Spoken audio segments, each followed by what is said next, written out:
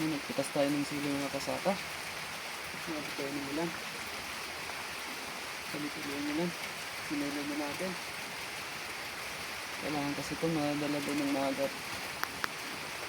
May padala daw nila sa Maynila para magbinta. Ito ang nakitas natin mga kasaka. Yan. Nakaisang timba din tayo. Siguro mga 5 kilo din to. Yan.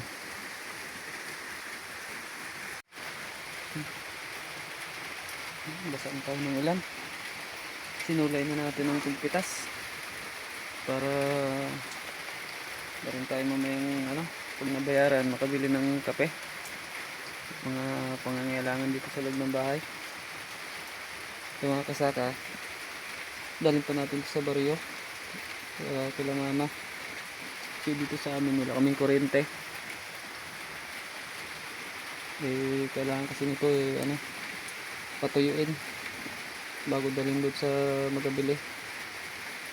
Gagawin dito, ilalatag sa sabay patuyuin sa electric fan para matuyo yung mga yung mga basa sa sili ay matuyo mga kasaka. Pupunta pa tayo ng baryo.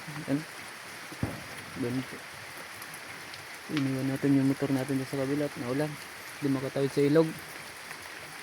Tatawid pa tayo ng ilog mga kasaka.